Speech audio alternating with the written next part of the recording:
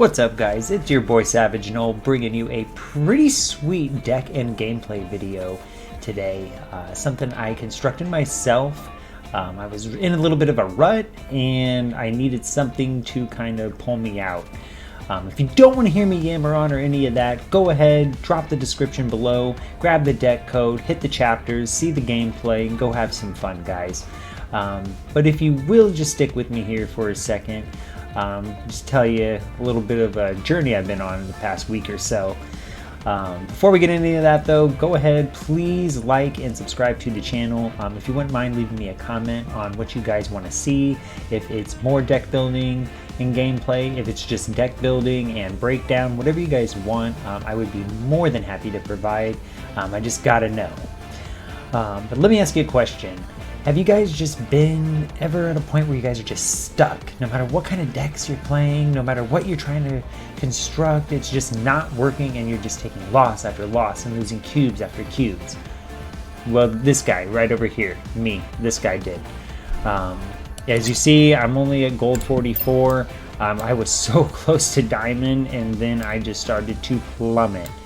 Well, I ended up right back here at nice level 30 before it was all said and done. And this happened about a week or so ago, right about when the token shop was released. Well, prior to that, I wasn't pulling any cards from my collection level as it is. I mean, if you see, my most recent card I just unlocked is Mojo. People have been playing for Mojo for almost a month. I just haven't been getting any good pulls at all from my card or from my ladder. And so I needed something to kind of counteract everything that everyone else was pulling. Because if you see all the good stuff here, you know, your Captain Marvels, your Dr. Ox, let's see, oh,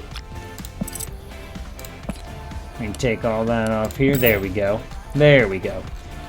So yeah, you know, your Armanzolas, your arrows, you're really good, you know, deaths, your good closing cards, Destroyer, Doctor Doom, Dr. Ock, like I said, even hell, I know there's Patriot in here, but Magneto, nothing. I'm pulling nothing good from here. The one I'm after the most right here just keeps escaping me. I want Wong so bad. But I haven't been able to pull anything solid.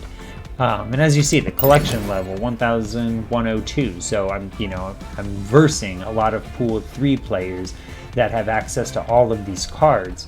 And then also the token shop. When the token shop was created, I was awarded 3,000 tokens. I've only been able to get 300 since. This was the very first card on my token shop was Valkyrie, and leading up to the token shop, Valkyrie was literally in my top 3 of cards that I said, if she shows up in my token shop, no matter what, I'm pinning her, and I am just going to grind until I get to her. And she ended up being the very first card. As soon as the token shop was released, I got right on here. She was right here. I immediately pinned her, and she has not gone off pin since. So I'm not able to get cards, you know, your pool and or series 3 cards, you know, that are 1,000 or what have you. I could get a couple or a few of those and work the deck, but I'm not saving up for that. So I needed to do something that was going to help me at least stay competitive. Because like I said, I was just drastically dropping levels. I could not stop losing no matter what decks I was playing. From move to discard to destroy, it didn't matter. I was just not advancing. Until I started kind of searching around on the internet. Every single big deck that I could find though had cards that I didn't have. So I tried substituting, using the deck, but the synergies just don't work. You need those cards to pull off those decks that you will find on your main meta sites. So what I started doing is I started taking a little from here and a little from there and to see what was working. Went through a few variations until I came across, they're 2 very popular decks, so I don't want to say I came across them because everybody knows about the 2 decks. Your 2 Kings and your 2 Devil or your double Devil decks with Daredevil and Devil Dinosaur. So what I did is I took a little variation of those and I created a deck that I like to call Kings Wear Horns. This deck is a whole bunch of fun to play. Like I said, it does compete with Pool 3 players. Currently, it will not, it's not going to compete forever. The more people unlock all these cards, the better and better the decks are going to get, and you're gonna have to start inserting some of those cards. Hopefully we get them unlocked. But until that time comes, the only card you will need to get prior to this to make the deck work is going to be one of the cards from the two kings in the Black Panther. You will need Black Panther. You will need to get that season pass unless he pops up on your token shop. But you will need the Black Panther to work. You could work another variation. You could work another card in there, and I'm sure it would still work. But through my experimentation, Black Panther seems to work the best in this kind of deck. We'll just go ahead and we'll just start right off. We'll break it all down, and then we'll jump into some gameplay and just see how she works. First, we have our first one drop here, Sunspot. It's like a sponge on the board. Personally, my favorite one drop. I love that no energy goes to waste when this is in the battlefield. You can play a 3-cost card on turn 4, and instead of just wasting that 1 energy, it at least goes to something. I love that. Next, this card is recently added. I will let you guys know. I experimented with about 20 or so games with Dracula in this deck, and Dracula was working very well for the first about 5 or 6 games. I would pull something good on my final discard and it would be totally worth it. Well, then Dracula started just pulling either Jubilee or Taskmaster at the end, giving me either 1 or 0, making the card completely useless on the battlefield, and frankly just a joke, because you spend 4 energy on that, and then at the end of the game it discards and you get 0 because you didn't play your Taskmaster. It's not great. So I actually inserted Iceman due to listening to a Cozy and Alex podcast called The Snapchat. This morning I was actually listening to it, and they were just kind of going through their cards and doing one of their tier lists, and they actually mentioned Iceman as their favorite one drop. And Iceman, I like Iceman. I don't, I only have the purple border, so I don't play Iceman all the time. But I love how you can just give a random card in your opponent's hand that +1 cost, with Bar Sinister being the hot location right now. It is kind of fun dropping Iceman on there. You're only going to get 8 power, so you're definitely going to lose that location, but being able to hit hopefully 4 random cards in the enemy deck with the +1 cost is awesome. Next, we have our Daredevil. One of the core pieces here of Kings Wear Horns. Daredevil is one of my personal favorite cards in the entire game. Being able to see where your opponent not only is going to play their card, but what card they're playing is,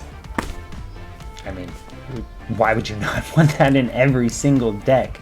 Only for a 2 cost, yeah, you don't get much power, but the ability far outweighs the power, and only for 2 energy, yeah, absolutely worth it. Next, we have another personal favorite of mine in Green Goblin. Hobgoblin is also awesome, but Hobgoblin is a 5 cost for -8, and once we're getting into those final 2 turns, I am personally trying to push as much power as I possibly can to a location or 2, rather than hoping that there's still space on my opponent's side to play Hobgoblin and steal a location. Good thing about Green Goblin, though, is your opponent they never really see it coming. They rarely see Green Goblin coming, and being able to put that on their side on turn 3 almost guarantees that they will not have that location filled up that you want to drop it on come turn 3. I have run into a couple cases to where someone will play 2/1 1-drops, and then like Mr. Sinister, all in the same location. And then you'll go to play Green Goblin, and of course if there's no space on your opponent's side, you have to eat it, but that's the great thing. It's only a -3, and you still have 3 turns to make it up. So it's kind of a win-win there. Next we have Wave. Wave is an amazing 3-drop card. I love this card. Love the little dolphins in the back too that are jumping behind her. I think that's so cool. But on your next turn, every single card in your hand is going to turn into a 4 cost, which is sweet because you play Wave, and then you throw down, you know, let's say a Black Panther, follow that up with Odin on your turn, or excuse me, your Taskmaster, and then your Odin on turn 6 to finish it up, and it's a nice steady combo there. Jubilee, love Jubilee. Have Jubilee in here mainly because we have 3 really strong, I guess, win condition cards in this deck. And it's always nice to try to get one, you know, a 2-for-1 combo. If I can play Jubilee and she pulls one of those cards, sweet. You're only, you know, just powering up a location, and then all you have to do is pretty much focus on one location before you win the match. Next, Shang-Chi. This is almost a must-play in Pool 3, at least for the time being.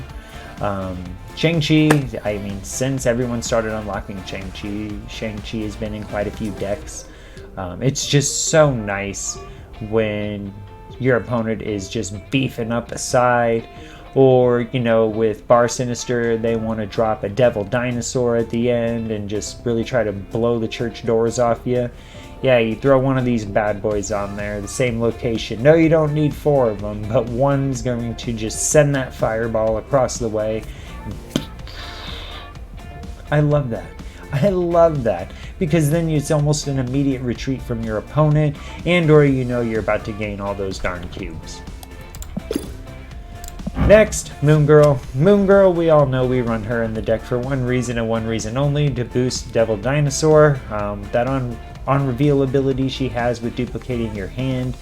You're not necessarily going for specific cards, but rather the volume of cards. So that way on turn 5 you can drop your Devil Dinosaur. Before we get to him though, Taskmaster, another awesome card in this deck. I rarely ever play Taskmaster on turn 5 though, unless I've played a Wave and then a Devil Dino. Then I'll go ahead and maybe throw a Taskmaster in there so it can copy the Devil Dinosaur. But it's always nice to kind of wait towards the end to play Taskmaster, just because you don't want it copying a lower power card. I mean, that's evident, right? I will let you know though, do not get cocky and think you are about to play a Jubilee and have her pull a card and then drop a Taskmaster on turn 5. If you do that, you will get 1. It will copy Jubilee. I'm going to let you know that straight out, because I got cocky earlier today, dropped it on Bar Sinister, thinking it was going to copy my Devil Dinosaur at 13 power, but rather copied my Jubilee and gave me 4 power. Lost the location by 24, and I'm sure my opponent had a nice hard laugh there as they stared at the board with their victory. So just always make sure the card that is actually played, not drawn, but played by you from your hand, is a high-powered card before you drop the Taskmaster, or it will be a big... Alright, coming down to the win conditions. The first one here, which makes up the, you know, that Double Devil deck, is Devil Dinosaur. I mean, Devil Dinosaur has been a staple since this game has released. I mean, I've been seeing Devil Dinosaur decks, or at least this card played in decks, seriously since this game was launched. No BS. Since people started getting their hands on Devil Dinosaur, it has just not gone away. Of course, people will go experiment, but they always come back. It's just too good of a card, right? I mean, you're kicking off with 3 power, and then 2 power for every card in your hand? I mean, holy smokes. It's really, really nice. That's why we have that Moon Girl, just in case our hand's starting to run low, towards the end of the game, we can give it a nice little boost, drop Devil Dinosaur, and your opponent rarely has any counters for that. Very, very rare. Next, we have one of the two kings here in Black Panther. When you flip this card over, it's going to double from a 4 power to an 8 power. It's just really nice. I mean, it's just quick, to the point, giving you 8 power, no BS. That 5 cost, though, can sometimes be kind of a pain in the butt because you will have to decide if you are going to drop your Black Panther or is it more worth it to drop your Devil Dinosaur. So, not so bad, but it comes kind of down to our final piece of the puzzle, and that is Odin, our second king here. Odin, if you have Odin in your deck, or your hand, excuse me, it's usually better to drop that Black Panther because then Odin's going to come and turn the Black Panther from an 8 to a 16, rather than taking the risk with Devil Dinosaur, which has an ongoing ability, so that way it's going to fluctuate depending on how many cards are in your hand. With Devil Dinosaur, sometimes at the end it can get kind of annoying because you have 6 energy, but say you play a 4 cost card, well, rather than dropping, say, 1/2 drop, or say you have Sunspot and Iceman from this deck in your hand, rather than dropping them, you hang on to it because you want to boost the Devil Dinosaur, but then you lose the other, one location by 2, and it's just like, oh, I was about to drop 2 1-drops right there, which would have gave me 3 power and won the location. So I've ran into that before as well. Overall though, guys, this deck is, like I keep saying, it's a whole lot of fun to play, as you'll see in the videos here coming up. Please go ahead, copy the deck code from the description, bounce through the chapters if you don't want to hear any of the jibber jabber and just want to see the battle scenes. Go ahead and have some fun, guys, and I'll see you next time. There we go. And a nice little pass. First one here, Dark Dimension. Cards here not revealed until the game ends. I hate this location. Cloning bats. When you play a card, we're going to get another copy in hand. I don't mind that one either. Ooh, that's a cool Carnage.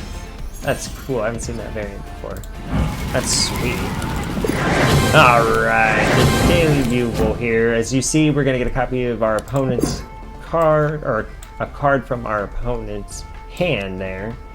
We don't need more than 1 Daredevil, so we're just going to go ahead and pop it here, so that way we can take advantage on turn 5. Guys, so, let me tell you, the journey that I have been on is holy smokes. This past week, let's say past like 10 days or so, I have just been on a flippin' journey. So, like you heard me talk about before, I had a couple of videos that I had recorded. And I had my Ultron showcase. I had another video that I'm not going to reveal the name of the deck because I'm actually kind of proud of it because it's a deck that I built by myself. And it tore it up last season. Not infinite or anything, I'm not gonna lie to you guys, but it did get me to Diamond, and I exclusively played that deck because I have not been able to get any good cards on my ladder or through my cash or anything like that. I've just not been able to pull anything worth a dang. Ooh. I'm gonna get another copy of the Dino. I shouldn't have done that. I'm sorry, guys. I shouldn't have done that. I got Giganto over here. Okay, I'm going to play first, so we're gonna have to counter that with something. No, don't even worry. Let them take that location. You've got the middle here. Let's go ahead and play something on the right. Can't play our Giganto, so we'll go ahead and just play another Devil Dinosaur, and there we go. Victory! And there's no editing out, guys, with any of the gameplay. I don't care if it's 3 losses. We are real on this channel, so we showcase everything. So you're not going to see any chops or anything if I'm not winning or nothing like that. I want to bring you guys Silver Surfer videos.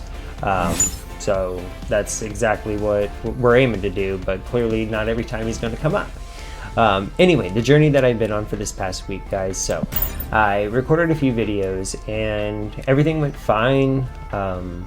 I went into my editor, edited them, everything was looking good. But then when I would go to preview them before posting them, I was noticing that they were very red, like blood red. And there's nothing I could do to change the picture or the color on it.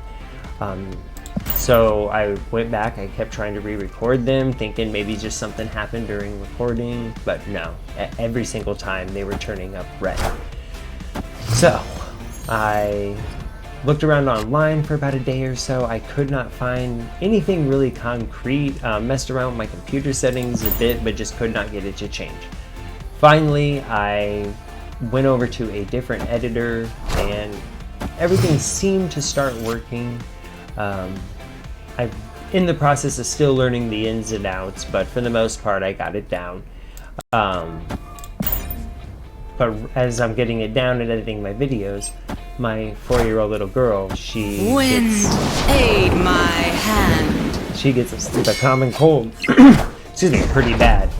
And she's running, you know, well over 101 temperature. She got a cough, and she's getting sick, and just the whole nine. So I had to play bedside daddy nurse for the past few days. So I've just not been able to record.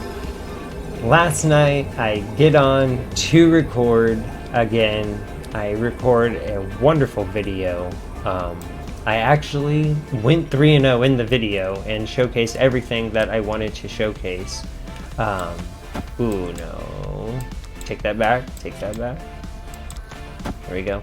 Everything I wanted to showcase, however, I don't know how, but when I went to edit the video, I was noticing like my mouth was moving, but nothing was coming out.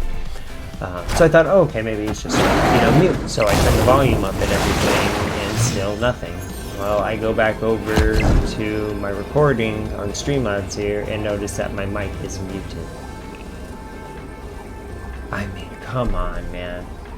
Yeah, it's seriously, if it's not someone telling me, yo, don't record, I don't know what is.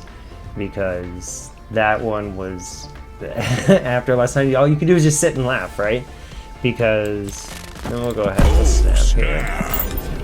All you can do is just laugh, because how many things have to go wrong in a row just trying to record videos to put on your YouTube channel? But here nor there, we are here now, guys. But I'm very happy to be here. Just wanted to give you a little roadmap to where I actually was and have been. So I'm excited to be back here recording for you guys. Looks like we're gonna take the victory again here, but son of a gun if we do not get a Silver Surfer. Man. No, it's not gonna help. So. Victory! Happy about the win, happy about getting the cube, so we're starting off strong here with this new season, but I want to get Silver Surfer in here, come on. We need a Silver Surfer. I gotta stop yammering and start focusing on this gameplay here. I don't know why it's so much harder to do on marvelsnap than other games. You know, magic, lore, I have no problem sitting here, you know, yammering on while playing. The marvelsnap, I have to focus more for whatever reason. I mean, that's not a bad thing, but still, okay, we got wave. We got wave, so we'll get one 3-cost card out there.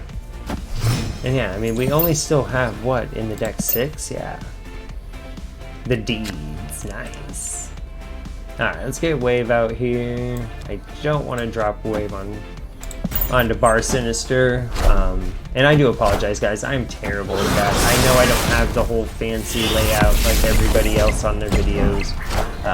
So I try to zoom into these things for you guys. Got sewer system cards here, have -1 power, Nova Roma, draw a card, and then Bar Sinister. When we play a card, we fill the location with a copy of it.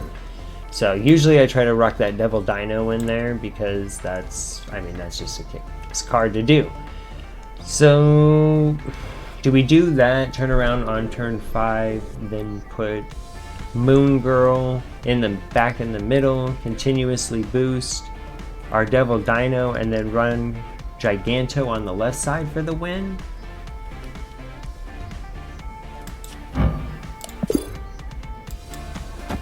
I mean, I can't say I don't hate it.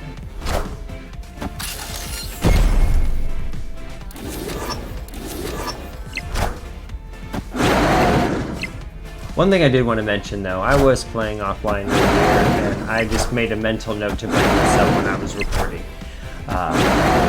Marvel Snap, you do Victory! you do a ton that is just blowing the socks of these players and myself off.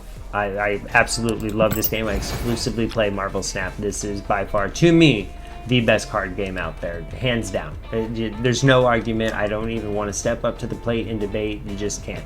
One thing though that is a terrible piece to this game, the AI system. Their AI system is trash.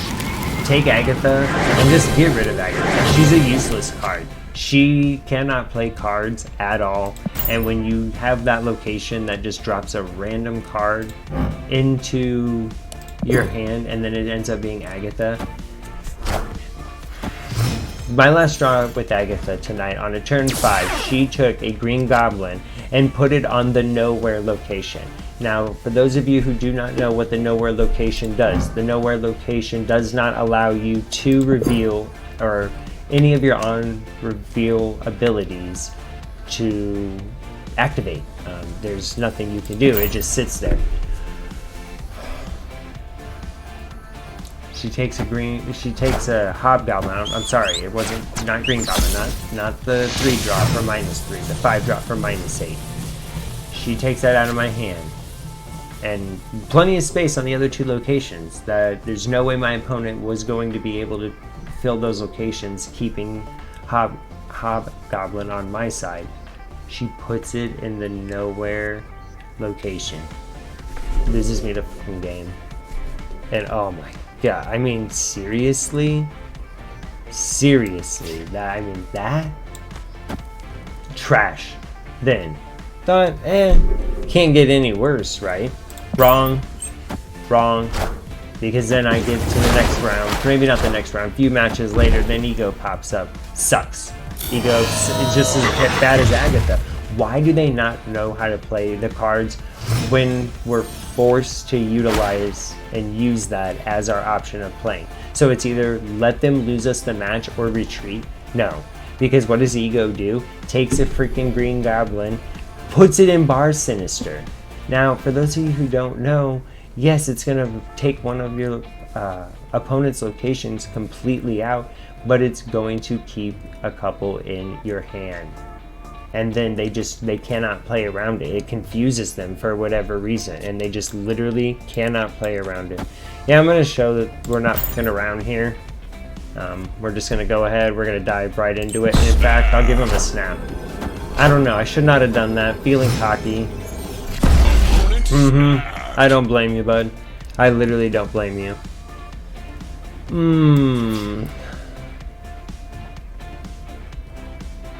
Okay, so I'm gonna run that, and then I'll put Devil Dinosaur over on the Space Throne. Damon here is gonna play first, so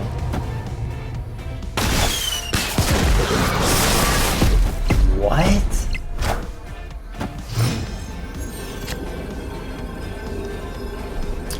Alright, Damon, thanks, buddy. I mean, am I missing something? You get 9, 5, you're gonna lose this location. We could draw in the middle unless he drops. I mean, is he gonna go low on it thinking I'm going high? Should we not be going high? Should we be going low? I mean, let's think about this. Ooh. No. I mean, and then we could play 5 into the middle. No. 3 into the middle, boost that up to 15. Do we do that? Or do we go to the right? Do we give him that third option? Ah, and they snap too, and now I'm not sure. Because we just have to hope they don't play a big giant card there onto the left, which usually with their destroy deck is probably going to be Apocalypse. 2 cards, no way they got Apocalypse. They got one of my cards. Wakanda forever! Down by 1, down by 1. Victory!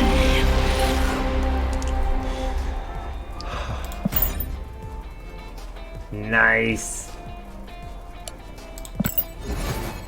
Oh my god.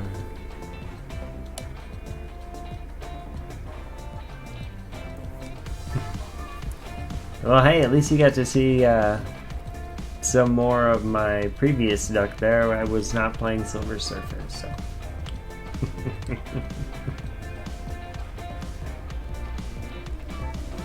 But if you guys like what you see, please go ahead and like and subscribe to the channel. Thank you guys very much for stopping by. Keep kicking butt out there, and I'll see you in the next video.